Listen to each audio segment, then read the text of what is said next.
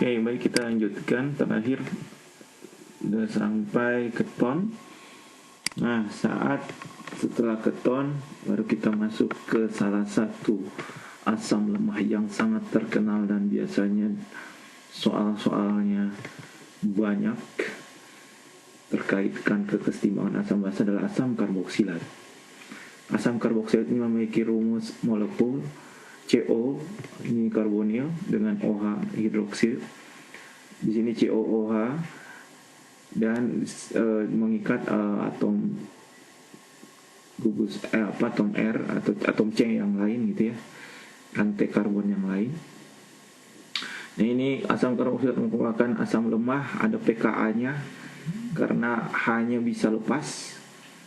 Kalau ada banyak gugus yang elektronegatif, malah dia asamnya lebih cepat lepas, H plusnya bisa lebih cepat.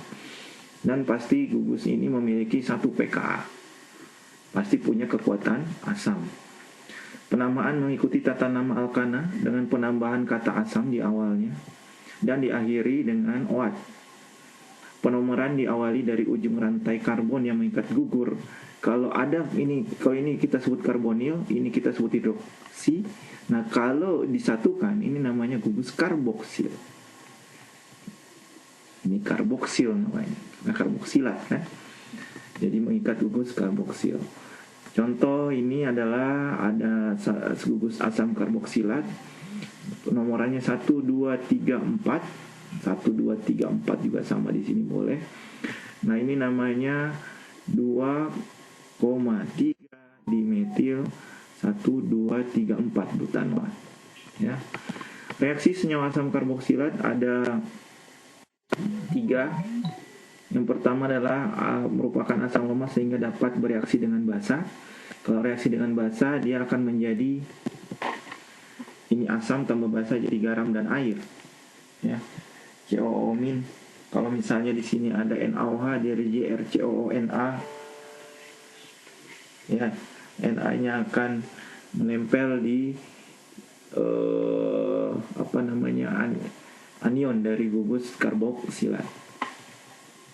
Karena kita tahu asam karboksilat juga gugus senyawa elektrolit ya, elektrolit lemah, yang lemah tidak kuat, makanya dia asam lemah. Jadi kalau direaksikan dengan basa, dia akan menjadi garam dan air. Ya, senyawa asam basa biasa. Kemudian yang kedua, kalau dia dilarutkan dalam air. Kalau asam karboksilat dilarutkan dalam air, dia akan jadi CO- dan H3O+. Sama seperti pelarutan asam lemah yang lain. Asam lemah kan kalau dilarutkan dalam air menjadi basa konjugasi dan H3O+. Kemudian kalau reaksi yang ketiga, kalau dia ditambahkan H2. Kalau ditambahkan H2 tambah katalis, dia akan bisa menjadi aldehid. Ya. Atau dengan reduktor kuat dia langsung bisa menjadi alkohol. Tadi ya, reduksinya karboksilat bisa menjadi aldehid atau alkohol. Kemudian ester. Ester memiliki rumus molekul COOR. Nah, ini ada karbonil mengikat O. Penamaan diawali menggunakan gugus alkil, yaitu yang terikat dengan O di sini. Penomoran rantai utama diawali dari atom karbon dari gugus karboksil. Ini gugus karboksil. Penulisan rantai karbon utama dipisah dari alkil dan diberikan akhiran OAT. Ester dapat dibuat dari hasil reaksi asam karboksilat dengan alkohol. Jadi asam karboksilat direaksikan dengan alkohol, dia akan jadi ester. Nah, ini kita sebut, dan air kita sebut sebagai reaksi esterifikasi. Jadi karboksilat tambah alkohol jadi esterifikasi, ester, senyawa ester. Kalau alkohol tambah alkohol jadi ether, gitu ya. Ini asam 4-metil pentanoat, ini propanol menjadi propil 4-metil pentanoat. Propil 4-metil propanoat. Ya, 1, 2, 3. Pentanoat 1, 2, 2, 3, 4, 5. Jadi propil 4 metil pentanoat tambah air.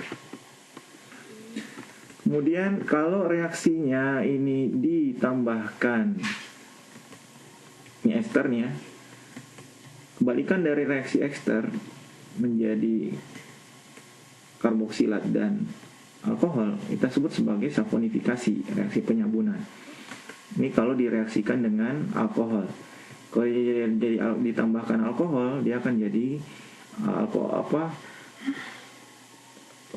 KOH alkalis misalnya, NaOH alkalis, dia akan menjadi alkohol dan karboksilat. Jadi senyawa esternya ini bisa putus. Itu namanya reaksi esterifikasi. Ini yang bisa putus kalau kita tambahkan alkohol. Jadi ester kalau dibentuk dari karboksilat dan alkohol, kalau diputus dari ester dengan ditambahkan dengan alkohol. Kemudian ada amina. Amina itu memiliki gugus N. Amina juga basa lemah, ya.